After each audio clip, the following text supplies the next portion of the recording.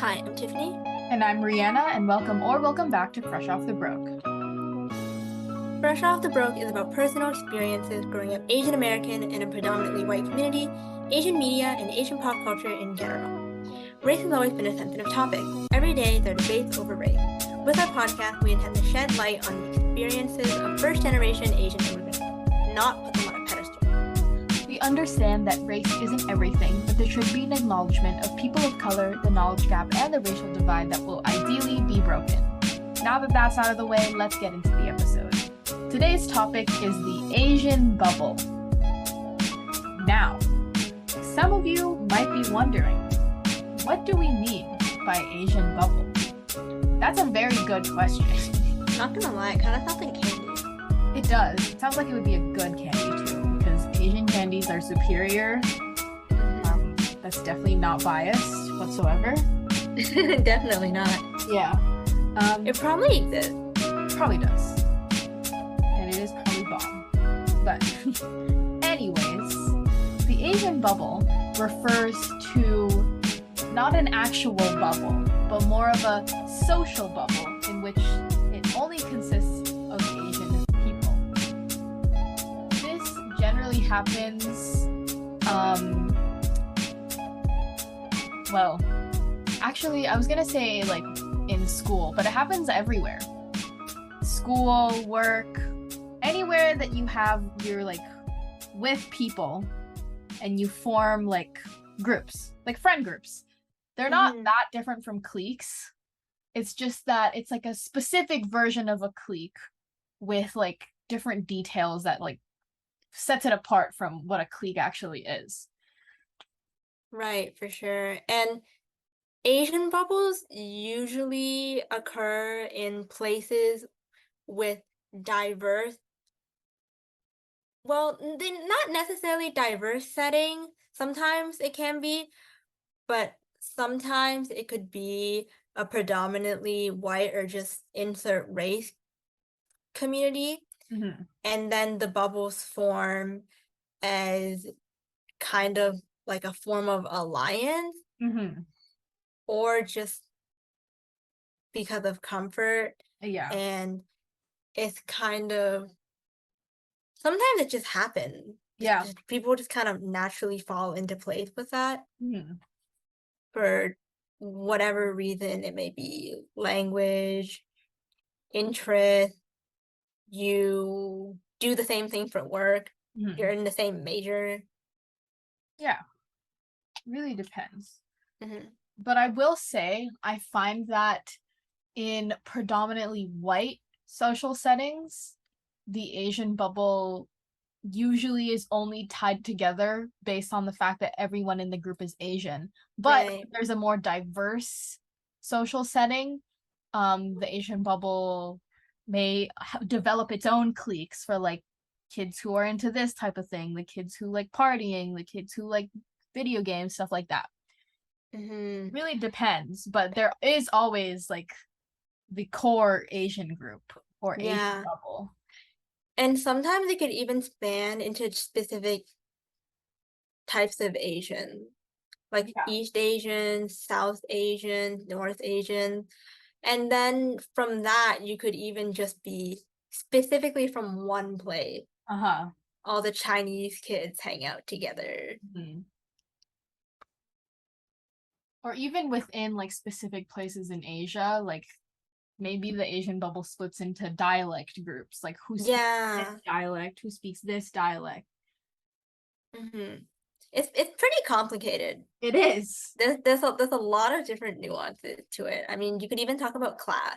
Yeah. Oh, yeah, that's a big one too. Mm-hmm. Yikes. But I will say, for the most part, if you are in a predominantly like white setting, again, even if there are cliques, there is like every Asian kid will know every Asian kid for the fact that they are all Asian. Even just a distant kind of person. Yeah. I mean, there's a lot of jokes that people make saying, oh, when you add some Asian person that you just met and it turns out that you have a bunch of mutual friends or mutual Yeah. connections. Yeah. And that's happened to me countless amounts of times. Yeah. And the thing is, sometimes it's completely unexpected. You would have no idea that this person knew that person. Yeah. There's just no way, but then somehow there was a way. And everyone just knows everybody Hmm. if you are in the Asian bubble. Hmm. And I really want to like bring up um Yeah. our own experiences, but we'll get into that later when we talk Hmm. about different details of the Asian bubble. Hmm. So, when one thinks of an Asian bubble or just the way that we've been talking about it so far, you'd probably be thinking of cliques in terms of high school or just the younger generation in general, for Hmm. instance, on social media and places like that. But we first want to start all the way back, or even you could say from the bottom of the iceberg and then move up to the tip instead of the other way around, Uh-huh. because it's just more fun that way. Yeah. And we're going to start with the older generation's Asian bubble and how that worked. Mhm. So, when we talk about what's the quote unquote older generation's Asian bubble, we're talking about, for instance, immigrants Mhm. when they first moved out from their country to a different country. For instance, say they went from China to the US and then they had to rebuild their whole family, and then their family's been part of the US for 3 or 5 generations maybe. Mhm. That's one experience. And then you have the experience where maybe they just moved and their family's only been there for 1 generation or 2 generations, right? Mhm. And those types of bubbles, like Asian bubbles, that they encounter or they might even keep throughout all those years that they had immigrated to wherever country they do, usually happens as a result of, well, for one, a lot of different Western countries, they tend to have, for instance, a Chinatown Uh-huh. or a neighborhood that is predominantly from one region, or maybe even just a neighborhood that's predominantly one race. Uh-huh. And maybe they heard about it from a family friend or from someone back home that said, "Oh, I know that they have a Koreatown over here in Canada." Or, I mean, well, not like Toronto. Canada is Yeah. a bit too broad. But anyways, I digress. And they're like, "Oh, that's good because then we're surrounding ourselves with some familiar people." If Uh, Because sometimes people don't know English and they would want to start out slow and just like more comfortably yeah. fit into their new environment. And sometimes it's not even about language. Sometimes you just kind of want to be in an area where you automatically have something in common with someone Yeah. because it helps. I mean, it Uh, happens in school too, right? yeah. If you see someone on the first day of school wearing a t-shirt from some group you like, you Uh-huh. might go up to them and say hi, right? Yes. And that it's like that. It's like that for all types of people. It could Mhm. just this type of high school, seeing someone with a similar interest in you and wanting to talk to them is kind of the same thing for older generation immigrants moving to a new place. Mhm. And beyond the whole settling in a neighborhood with the same race, sometimes you might purposely work somewhere where you know that there's probably a lot of Asian people or people Uh-huh. from where you are from Asia or people that just speak the same language as you. Mhm. And naturally, you will gravitate towards those people just because, I mean, when you think about it, a lot of people that, at least the type of people that we're talking about, they are probably immigrating a little older. Uh-huh. And so they have their family and maybe they'll meet other Asian people at the grocery store or Mhm. at work. And then they can kind of connect their families to other families Uh-huh. in ways that you might not necessarily be able to as someone that's 12 years old. Yeah. Especially for the older generation, as you said, it's generally like older people who are moving or immigrating. It's just like like an older person doesn't socialize the same way like a 30-year-old would, you know? Like they just don't or can't at all. So being in that like actual physical Asian bubble of insert little country here or like country town here, like it's a lot easier and just more convenient. And one thing that really connects both the older generation and the younger generation is the idea of comfort and being comfortable, which is why they opt to be in an Asian bubble. It has nothing to do with, you know, like wanting to exclude other people. It literally just has to do with like, I know for a fact that I have something in common with these people. I know I can relate to them on one level at least, and therefore it gives me comfort and just a better option in general. Yeah, and then they start building this really large network or just a cozy network of people from the country that they are from through a specific industry that they work in, or even just they just know all the, I don't know, I'm gonna say Chinese people because I'm Chinese. They know all the Chinese people in Montreal. Yeah. For younger generations, the Asian bubble is pretty much the same thing, but in, I would say, a smaller aspect. And that probably just has to do with the fact that because it is the younger generation, you aren't really like moving to a new place. You're just moving to like a new school, if anything, or a workplace. So it's like a toned down version of a neighborhood, essentially. Yeah, and sometimes we're talking about people that are growing up. Like these are the children of the older generation. Yeah. Like they're like the second gen or the first gen. Exactly, yeah. So as we were saying, comfort has like a really, really big part in this. And it still works out, like even though maybe like this younger generation aren't direct immigrants, there still is the comfortability of knowing that everyone else is either like first gen or insert number generation Asian here, because that's a completely different experience that their parents may not understand, but like the people around them does understand, like they do understand that experience. So sticking together in a bubble, there's just that level of understanding that people share. And it's funny because Tiffany brought up an example for the younger generation of like if you see someone with like a group's shirt on, like you want to go up to that person and be like, hey, like I know that band. That's a level of like understanding that we have.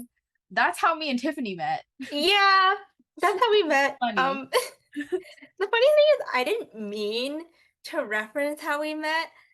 I realized that I was basically describing how we met when I was almost done saying that example. I was just thinking about, because I had seen people do that before in middle school or just in general, be like, "Oh my god, you listen to these people?" And then they're like, "Yeah, I do." Who's like, "What? Have you heard their new album?" And stuff like that. And then when I finished what I was saying, and then I was just staring at, or I guess thinking about this topic, Asian bubble that we're talking about right now, I realized that I basically had just described how I met Rihanna and also how I approached Rihanna. Yeah, exactly like that. And you know what? That's just a beautiful thing. It is. I mean, look what we're doing now. We're an example of a real experience. Yeah. And it happened organically. It did. It really did. Oh my goodness. We need to talk about this. But yeah, again, like that's a very good example that you gave, even though you didn't realize you were telling our intro story. Yeah, I was thinking about it near the end and I swear I heard you laughing too. Yeah. That's why I was laughing, in case anyone was confused. No, Rihanna just laughs at me all the time. No, okay. Help. Anyways, oh yeah. So in terms of like the younger generation, we are the younger generation, so we can like speak from our own personal experience. Sore Um, myself. yeah. But I mean, even besides that, like in high school, I would we were in a predominantly white school, Hmm. and every time I saw an Asian girl in one of my classes, I made it my goal to at least talk to them once Hmm. because I Same. like we needed to stick together. Yeah. And that did eventually happen. Like we were saying earlier, all the Asian girls and guys knew each other. Um, even if it was just like a we knew each other's name and that was it. But I think that the Asian group in our grade and also like the grade below us, I'd say, were pretty close. Like everyone was I friends. agree. That being said, there was like 10 of us, maybe. Yeah. So it's probably like a lot easier for us to just know each other and be friends. Hmm. But we did. And that was honestly like it made me really happy that I knew every Asian kid in our grade and younger because it felt like a tiny little family in our very, very white school. It was very nice. Yeah, same. And the thing with our school is that because of the way that it was predominantly white and it wasn't so the quote unquote minority of the school wasn't just Asian, it was just like a mix of different people. Yeah. There was a like POC bubble. Yeah. Oh And yeah. then within the POC bubble, there was like the Asian kid. Uh-huh. Mhm. Yeah, Rihanna and I, we were in the same English class, and on the first day, I saw that she was wearing a sweater from this group that I knew, and we weren't really sitting close to each other at the time, right? No. And I remember, I think it was after class or Yeah, it whenever was it after was, class. I came up to you and I was like, The name of the band. She just said the name of the band to me. And I was like, yeah. And yeah. then she said, yeah. Then we both just started laughing. But I remember being happy because I saw you walking in because I think I was like I was sitting there before you were, like in the Hmm. class. Hmm. And I was like, oh, like we weren't sitting next to each other, so I didn't get the Hmm. chance to talk to you, but I remember being like, I need to talk to her. There were Yeah. quite a few Asian girls in that class. Yeah, that class was special in good But and bad ways. yeah, The funny man. thing is, I entered that class with a different Asian girl, but the weird thing that happened was we were speaking, and then we walked into the room, and she went in a completely different direction than me, and I was Wow. like, oh, okay. I guess that was a one-time conversation. Bye. Dang. Yeah, you know who you are. Rihanna knows who you are too. Yep. That reminds me. No hard feelings, but that was funny. That reminds me.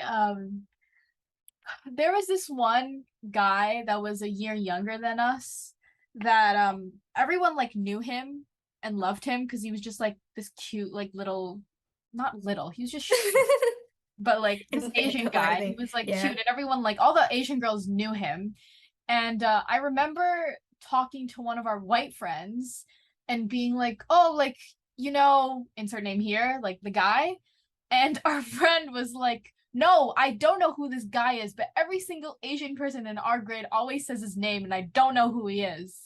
Which is funny to me because it was like, how could you not know this guy? Like, he's so great. And like, he's this cute little Asian kid, but no. I guess it was only the Asian girls who knew of him.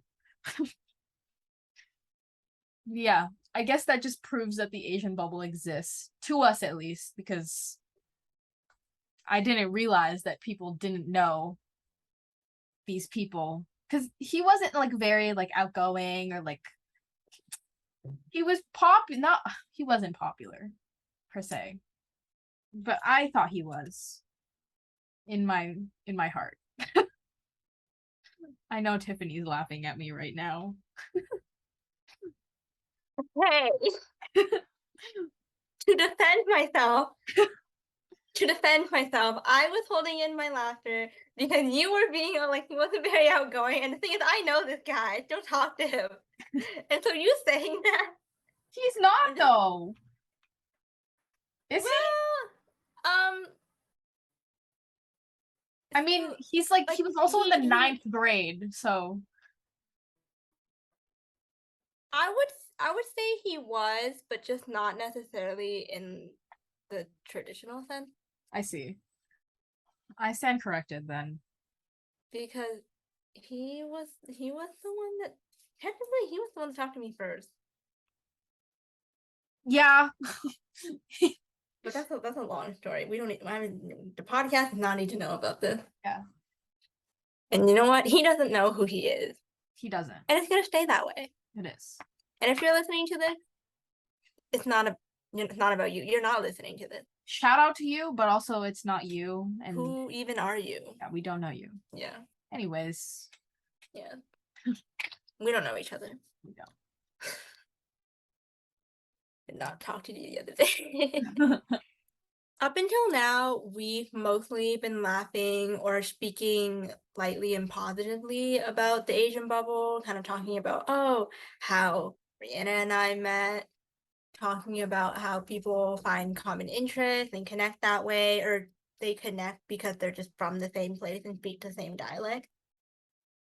But with comfortability can also bring us downside because I mean, think about the way that people talk about your comfort zone, right? And not leaving it or refusing to leave it.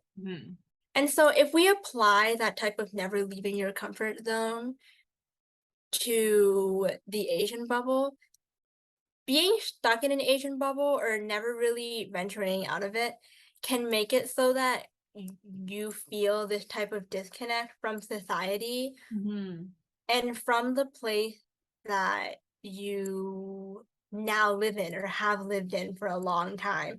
I mean, for instance, when I was younger, and even now, because my family didn't do a whole lot of talking about or listening to or like anything about Western culture, Western pop culture, even now, I still struggle to sometimes get pop culture references that people make about I don't know a rock band. I don't know most Western bands, and don't ask me in the comments. I mean, you can. Hey, do you know this band? I'm gonna probably say no, and it's gonna be the one of the most popular bands in the entire world. I'm sorry.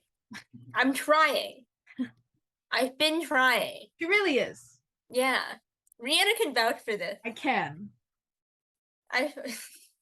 I've I've even been purposely watching movies. Yeah. Like famous Western movies to try and catch up, okay? It takes time. Anyways, back to what I was saying about disconnect from society. So when we talk about this in terms of the older generation, you can have a disconnect in the sense that all your relationships are solely made with people of the same race or from the same country that you were from. And that can pose problems because once you've built this very intricate and specific network, you don't really feel a need to venture outside of it. Yeah. And it's not necessarily that you have to or you need to be forced to. But the thing is, if say you struggle with speaking English and it's something that you want to improve, but then you don't really talk to anyone that doesn't speak English, and you've also created this whole community or this chosen family per se of people that don't speak it, and so you don't even really have to. Yeah. Then how would you go about changing that if you are honestly pretty comfortable, right? And I'm speaking about this from personal experience because my parents are kind of like this. They have chosen work or gone to places and then just connected with the Chinese people. And like, I mean, my mom, when she went to English classes, she basically only spoke to the Chinese adults. I was gonna say kids, but no. she only spoke to Chinese adults, which isn't necessarily a bad thing. I mean, you're learning English, it can be hard to strike up small talk, Hmm. especially if you are very at a very beginner level. But the Hmm. problem was that she would speak to her classmates, to her fellow Chinese classmates in Cantonese. And I mean, you're at English class, but then you're not speaking English. Hmm. And it, I mean, to this day, my mom's English isn't great, and then she kind of doesn't really feel like practicing or learning it, but she will complain profusely Huh. about not knowing English, but most of the time she just makes me figure things out for her. Hmm. I mean, even back then, don't tell her I said this, but back then when she did homework for her English classes, I would be forced to figure it out for her a lot of uh, the time. Don't tell the teacher I said that. Don't tell the teacher that I said that. But you know what? Those class days are long gone. So you know what? There's probably a statute of limitations on that anyway. hmm. You can't expel someone that already left the school. Yeah. Yeah, and because the older generation has like these downsides, the disconnect, it really does trickle into the younger generation and affects their experience with the personal bubble or the personal bubble, the Asian bubble. New episode. um yeah, it can lead to, well, first of all, it can lead to like racism, which is terrible, but that also does, it has to do with how your parents raised you, obviously. But if you see your parents constantly surrounded by people who look like you and speak the same language that you do, adding the racism onto that, it just creates like a terrible, terrible mix. Hmm. That's just, you can't really fix that. Especially if your school or your like social settings have predominantly Asian or like whatever race you are, like a lot of those people. As you were talking about the racism that can happen because of the Asian bubble, the animosity that comes with that can lead to certain Asian groups judging each other Mm-hmm. and then making these what they see as lighthearted jokes, but they're actually pretty racist, or they just have these not so nice undertones to them. Uh-huh. I mean, this was a while ago, but I remember I was seeing these videos on social media where people were talking about red flags in people, right? Mm-hmm. Dating.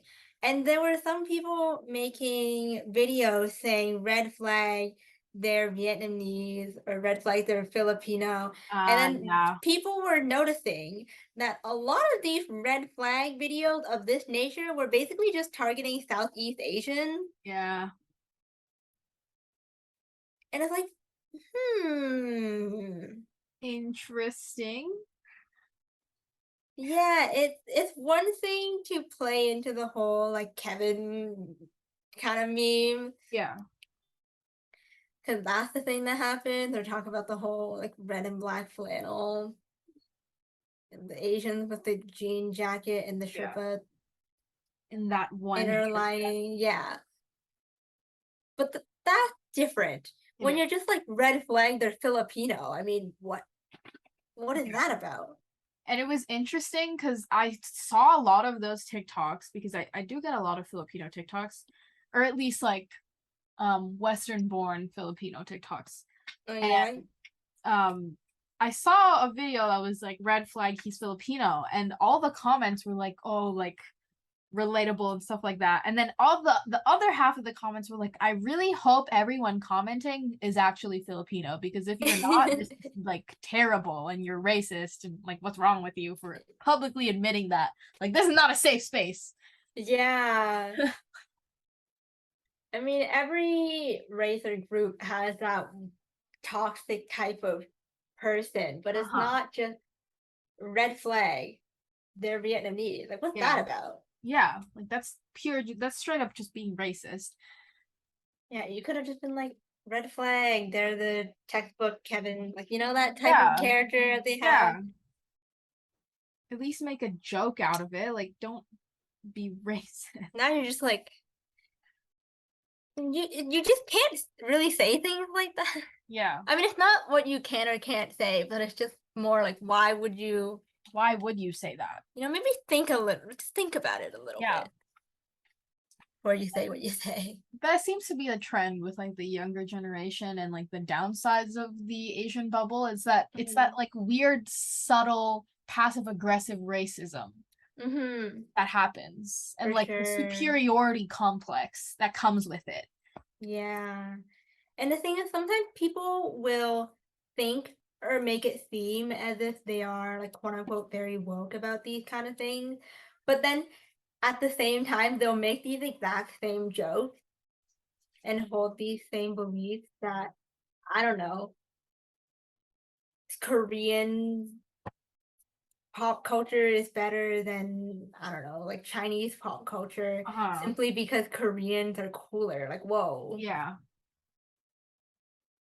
It's just that And weird thought process. Like, where did that mm-hmm. come from? And people have talked about how on social media, things, for instance, like Japanese songs or Korean songs, will be seen as very like cute and stuff.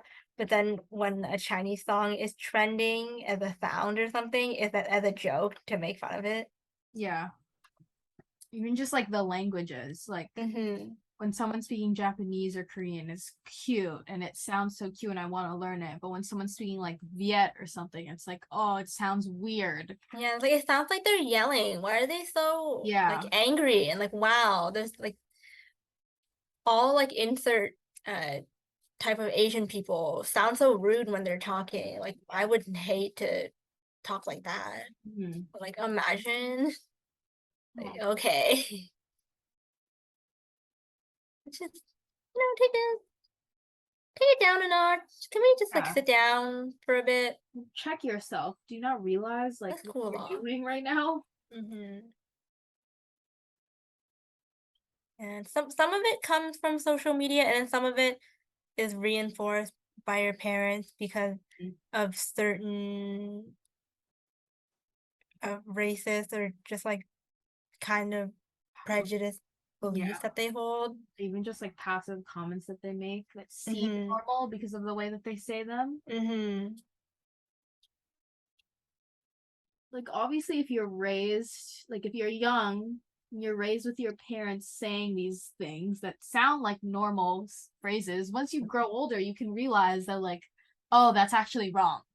Like that's racist of my parents to say. Like you're old enough to consciously think of that. Yeah. I guess it kind of depends on the community they're in because Yeah, if that's true. everyone thinks the same way, That's true. it can be a little harder to break out of because some people are very out of touch, right? That's true. And they're not aware that they're out of touch That's true. because Especially they're like surrounded by out of touch people. I was gonna say, like, we have the internet now, but even the internet, especially TikTok, you can get stuck in a community on TikTok and not see anything else and just be completely isolated with your weird ideas. I mean, I've heard that. not even just TikTok. I mean, like, look at the mess that 4chan has created everywhere. Like any social Yeah. media platform, any like at Yeah. like the internet is a scary place. And going back to what you were saying about TikTok, I mean, the development of social media algorithms make it so that everything is catered to what you already like. Yeah. And so if you only like, I don't know, let's just say you like chocolate over vanilla, right? Yeah. And so you're only gonna get chocolate related things. Then you hate vanilla, and you might even start getting anti-vanilla things. Yeah, for sure. I don't know why I went with food, but that was just the first thing that popped in my I head. think food is the safest option to use. Hmm But yeah, like social media, especially TikTok, is great for that if your content or preferred content is harmless, but it can be a breeding ground for terrible, terrible things. So please be careful. Stay safe out there, people. Yeah. I'm actually curious. I would like to know, if you are listening to the podcast, are you part of an Asian bubble? Or if you're not Asian, have you witnessed an Asian bubble form, or do you know of an Asian bubble? Because what if we just like gaslit ourselves into thinking this was a universal experience? Imagine. I don't think we did, but it would be funny if we did. So yeah, please let us know. I've seen videos I've seen people talk about it before. Yeah, me too. But what if we all were just No, let's not get into that. Yeah, let us know. Maybe if you're older, were you part of an Asian bubble in high school? Did you have cliques within your Asian bubble? We want to know. It would be cool if you and your parents were listening to this together. That would be cool. Let us know. Shout out to the Asian families listening to this podcast. Yeah. I could never, but good for you. Yeah. Maybe there's more things about the older generation that we missed. Ask your parents. Let us know. Yeah, ask your grandparents. Yeah. We'd love to know. One thing I think would be pretty cool would be if someone didn't really think that they were in an Asian bubble, just never really noticed it, and then after listening to this podcast, they started realizing that maybe they kind of fit in one. Yeah. Because sometimes people do subconsciously gravitate towards Asian people. Because the thing is, I mean, in school, this last year, I haven't only been hanging out with Asian people, but there's a decent amount of my friends or new friends that are Asian. And I didn't mean for that to happen. It just kind of happened. I would say the same thing, but I actively would ask people, are you Filipino? So I can't say the same thing. A lot of my friends from uni are Filipino because I asked them if they're Filipino. That's I did not do that. I did ask this one person if they were Cantonese. I mean, I know Cantonese isn't a racial group, but yeah, there was this talk about this club at our school, and so it's like, oh, are you like a Cantonese speaking Chinese person? I don't want to talk about it. It did not end well. Yeah, we want to hear your guys' stories. Let's not talk about our stories. Yeah, let's not. Yeah.